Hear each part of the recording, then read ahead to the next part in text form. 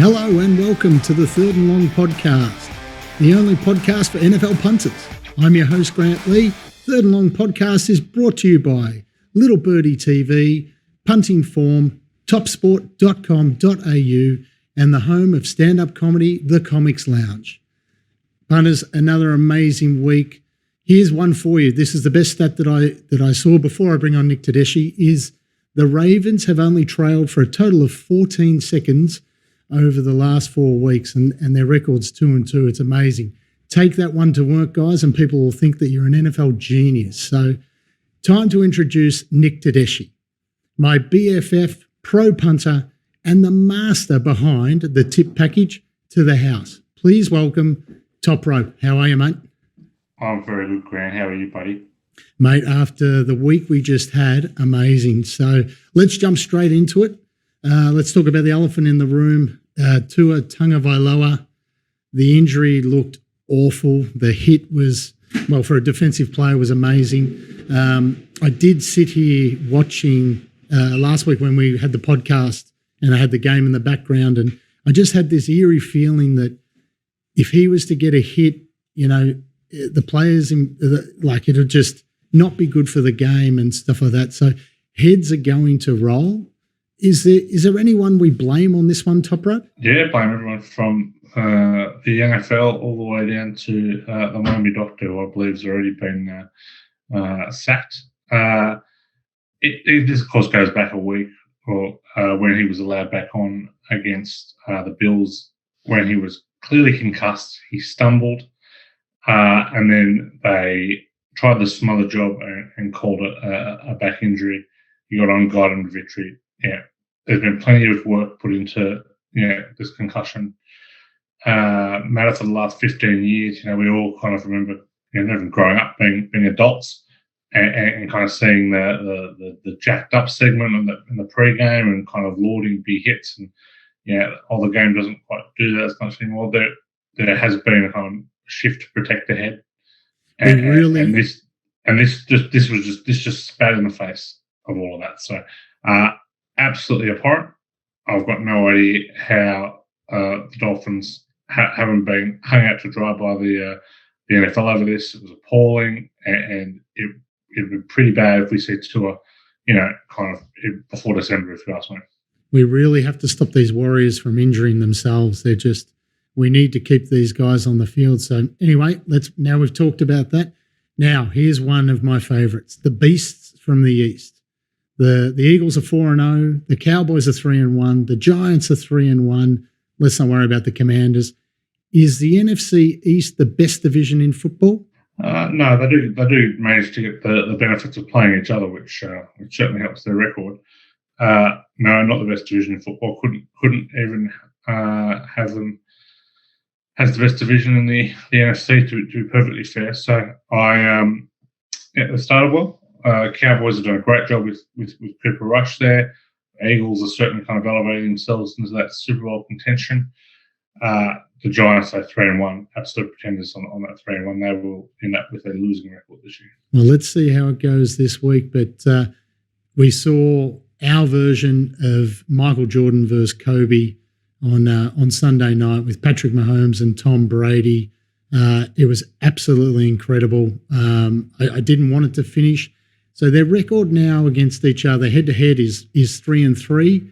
Could this be the dream Super Bowl preview? It certainly could be. The Bucs have been fairly slow away, but probably not surprising given the one, change of coach, and two, the slow start Tom Brady has had, along with the injuries. I want to say that in terms of having the time off during the preseason. So not all that surprised. I expect they will be one of the prime NFC teams there. So wouldn't have them at the moment. I certainly wouldn't be backing the Chiefs and Bucs at the moment, but it's certainly possible. So we've got Kenny Pickett starting this week for the Steelers. The new era has begun. I'm quite excited. I did watch Kenny play a lot for Pitt in the college system. Mike Tomlin is a 15-year veteran coach. Could this be the first year that he'll have a losing season? Yes, you'd certainly think it would be. And just on Kenny Pickett, what an egregious mismanagement of Pickett it was to to not give him first team reps last week against the Jets in a very, very winnable game, and then to throw him on midway through the match and then get his first start against Buffalo, you would have thought, well, look, we'll either ride Trubisky out till after this Buffalo game, or we'll start Pickett last week. So I think that was a fairly appalling kind of management for Mike Tomlin. The Steelers, they don't have losing seasons. Tomlin certainly doesn't have a losing season, but this year, look, they're in a hard division. They've got a reasonably difficult schedule. There's just no talent around the ball at all. You have to think that a losing season is coming for Pittsburgh. Yeah, I'm pretty sure it will be this year, which is sad, unless you're not a fan of the Steelers. So the Indianapolis Colts are last in all NFL stats. Are they the worst team in the league, Toprope? I hope not, Grant, because I want them to stay against Denver. So I don't think so. I think they've been wildly inconsistent. I think, look, much like we talked about whether Wentz was done and dusted last year when he went to the Colts, we've got to be asking a question around where Matt Ryan is at the moment. Their defense has not been abhorrent. It hasn't been great. It hasn't been abhorrent, but it's their offense that's kind of causing some concerns at the moment. There's no Jonathan Taylor this week, which is again a concern. But yeah, I don't think they're the worst team in the NFL. I don't even think they're the worst team in the division. So if Cooper Rush heads into SoFi Stadium this weekend and beats the Rams, do you continue to start him even if Dak is ready to go?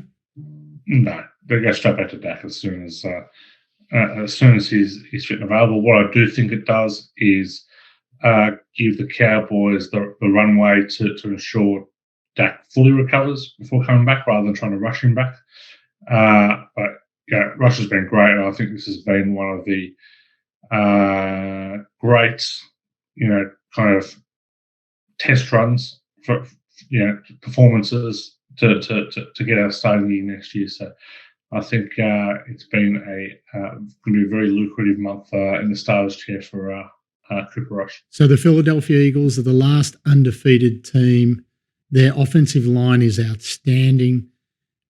Do we see any team beating them this year, Toprope? Oh, for sure. Look, I'm not convinced that Philadelphia is great as advertised. They haven't had a particularly difficult schedule to start the year with. Hurts is, I think, into second or third favourite for MVP, which is quite extraordinary for mine. They're a good team in a fairly middling division. Yeah, I think they'll get better. I couldn't see them finishing better than kind of 12-5 if we look at that. So by that count, there'll be at least 5 teams, possibly more. So hopefully the Cowboys can knock them off and win the division. I doubt it, but here's hoping. So Baker Mayfield is getting worse each week. He threw for 200 yards. Under 200 yards, sorry. He was picked twice. Are his days numbered as an NFL starter? You'd have to think so. You're in a fairly bad spot when people are looking to Sam Darnold and thinking there's a guy we'd rather. This Panthers team has not been awful. The defense has been really, really good. They just cannot get anything going on offense, and even the kind of guys who have thrived with terrible quarterback play. I'm talking DJ Moore primarily.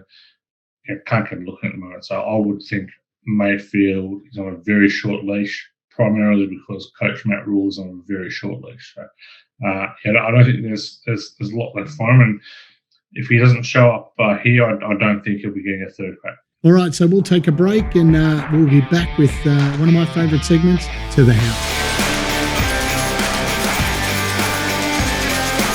Hello and welcome back. It's now time to The House.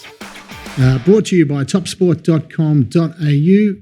Owned and operated for 35 years. Bet with a bookie you can trust. Bet with topsport.com.au. So now it's time to do our bookie wrap.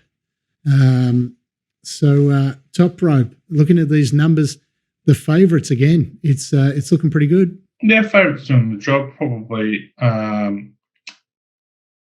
undersubscribing just a touch there with where you would expect them to be for the season. was an even totals week, but this has been a big under here at 62%. So that's probably my takeaway through the opening month. It's been a very low scoring season. And the overs total for the season looks down as well. Yeah, there's been very few overs this year. It's been the numbers started the year probably higher than they should have been, but we're just seeing some very low scoring games at the moment, that's for sure. So I did want to start the show and thank Nick once again for fattening up my TopSport account and helping me feed the 3 children that I have at home and putting petrol in my car and stuff. So Toprope, take us through your tips for last week. Yeah, it was a good week. We hit 4 and 5, 4 or 5, hit the first 4 as well, so it's nice to play out of the camp. We're 13, 5 and 1 for the year now, up 23.17 units at 40.3% PAT. So it's pretty good in any sport, but the NFL particularly pleasing. We had absolutely zero sweat in the Buffalo-Baltimore under game. The Chicago Giants game also never looked like going over the 31.5, 32 that one tallied. The Titans, play of the week, plus 3.5. They won outright by 7 over the Colts. The Cards, they got the job done as well on the 4-unit play there. They won by 10. And the Broncos, plus 2.5. They were down by 2 with not long to go, but conceded a touchdown and then had nothing left when they had to drive the field to try and sneak us a back door. So a good week overall. So for anyone who did not get on Toprope's picks last week, you must be insane. This man is brilliant. He knows what he's doing. He spends a long time getting these tips for you guys. So jump on board and head to the shop and purchase them. So Jerry has been delayed. The weather down in Miami is real bad. So Toprope, I'll get you to help me go through Jerry's tips, the shoebox. This might be why Jerry's not here this week, Grant. 0 for 4 last week, a -8 result. So I didn't want to say anything. 1 for the year. But someone with Jerry's acumen and knowledge of the game, he's sure to have a bounce back week this week. So I'll be looking to get on Jerry's shoebox as soon as possible. Well, that's what I would, that's always what happens when you have one bad week and you come back and smash it. So, all right, Toprope, let's jump straight into game 1. So we have New York Giants at the Green Bay Packers. Technically not at the Green Bay Packers, it's in London, but if you can steal a game from Lambeau, that's a bonus for the league. It's Monday at 12:30 a.m. on ESPN. The line is Packers -7.5, and the total is 40.5. So Daniel Jones still looks injured, but do we trust Green Bay as a big favourite? Not really. I'm leaning towards them mainly because favourites in international games, 23-12 against the spread, more than a field goal, 12-6 against the spread. Rodgers, he's 33-20 against the number when favoured after on the back of a three-game winning streak. And the Giants, they've covered just 2 of 7 off a win. So leaning towards the minus here, but the best play in this game for me is the under. 2 struggling offences. The under is 59-39 in non-division games when there's a 3.5-point dog. And the Giants, that's a huge under team. 24-5, the under in the last 29 Giants games.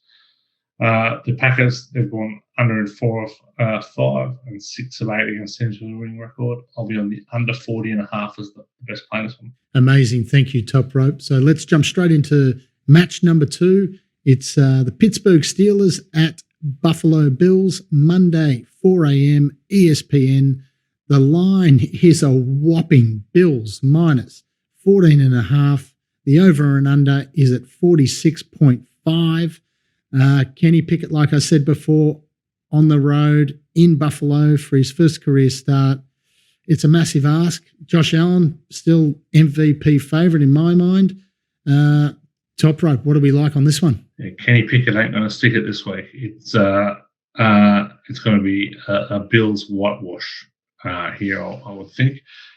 This is just a great spot for them. Home favourites of more than a touchdown in weeks 5 to 8 have a good record, 39-27 against the spread. The Bills covered 11 of 12 against the losing team, covered 5 straight at home, covered 8 of their last 10 overall.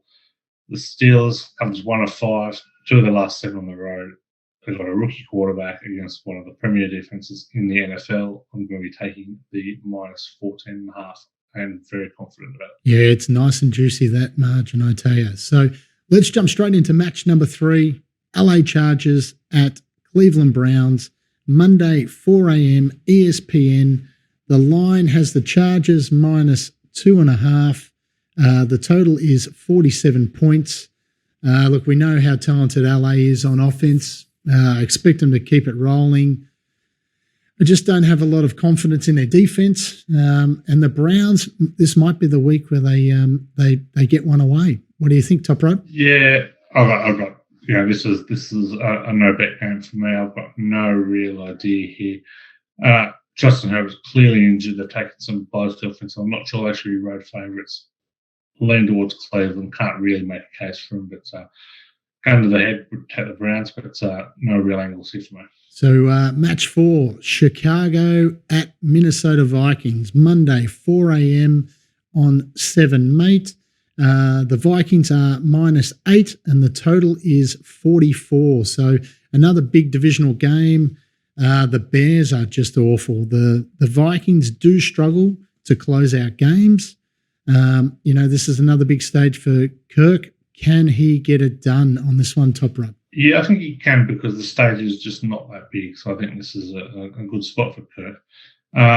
Look, big division favourites, weeks 5 to 8 have a great record. Justin Fields, he's covered just 3 of 12 as an underdog. The Bears covered just 3 of their last 16 division games. Minnesota, they covered 4 of the last 5 head-to-head against the Bears. Again, not a huge amount of confidence, but I'd much rather bet with the minus than the pluses. Yeah, no, it's one of those ones where I'm looking forward to it, but I'm not really. So anyway, let's go straight into match number 5. Philadelphia Eagles at Arizona Cardinals, Monday, 7:25 a.m, 7 mate. The line is Eagles -5.5, and the total is 48.5. So Arizona coaching has just been awful. Arizona is basically in their last 7 games at home are 0-7 straight up and 0-7 against the spread. The Eagles are pretty good all over the field. So, where should the punters put their dollars on this one, Toprope? Yeah, looked at this game on paper and thought, this might be a big betting game, but I want to have a couple of cracks on this one. I'm taking the Cardinals with the +5.5.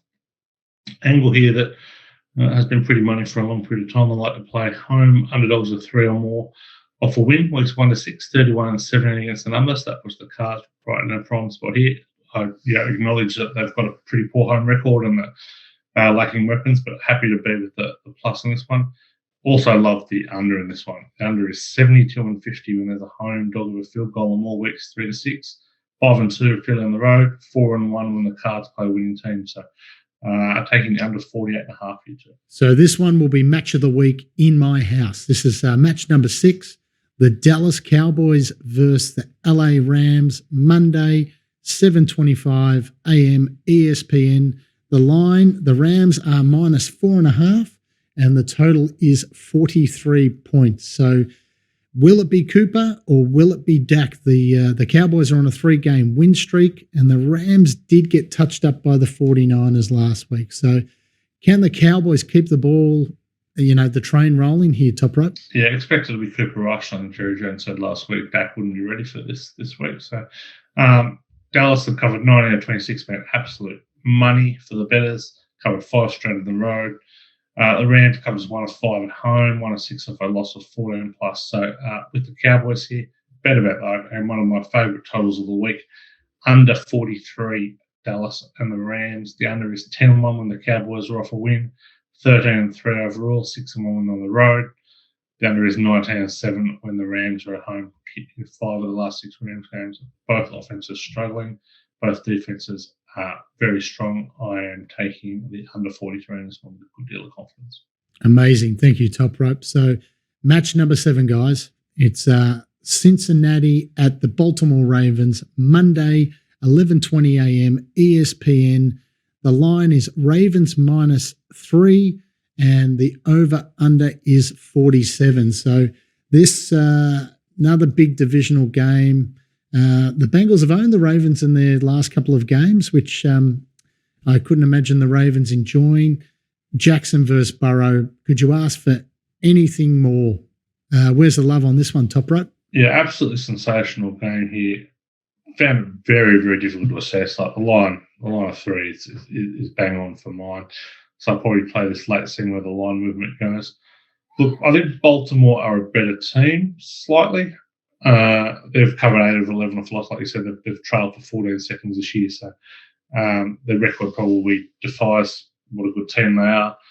But you can't really put a knock on the Bengals. I thought they were when the playbook was open, they were very good last week against Miami. I think the concern is maybe around the coaching and kind of maybe getting a little too conservative at times. But no, the Bengals are a good side. But I lean towards the Ravens, not a huge amount of confidence. So the final game, Monday Night Football, and this is where we need Borko to play the theme music because it's all I can hear right now. We've got the Las Vegas Raiders at the Kansas City Chiefs, Tuesday, 11:15 a.m. ESPN. The line is Chiefs -8, and the over/under is 51 points. So you couldn't ask for another amazing game on Monday night. Patrick Mahomes last week, I can't talk about it enough. What a freak. The Raiders always do keep it close against the Chiefs, though. So, and I'm expecting a lot of points. Where are we putting our pennies on this one, Toprope? Yeah, I reckon the Raiders are absolute pretenders. I'm steaming into the Chiefs here. Like I said, big home favourites this time of year tend to go well. Mahomes has covered 5 of 6 at home. Derek Carr has a pretty poor cover record against the Chiefs, covered just 2 of the last 8. Vegas have covered just 1 of 6 on the road. I'm all over the Chiefs this time. I think it'll be a high-scoring game, but the Chiefs at the minus is the way to play this one. I think they win this by plenty. So once you stop listening to this podcast, head to Little Birdie Live. Head to the Little Birdie shop. You will find Toprope's picks to the house, and you will find Jerry's shoebox available for $22 a week. Listen, if you're serious about betting on the NFL and you want these boys to do all the hard work, this is where you go. So look, head to the house. So speaking of having a bet, Toprope, let's jump straight into the Super Bowl prices. Have we seen much of a change here? Not a lot of change at the top of the market. The Niners probably trimmed up a little bit last week, and the Chargers are out the back door, but Bills kind of steady there. Chiefs firming, and Eagles continue to be the big firms at 8.50. So my favourite part of the show is the charity picks.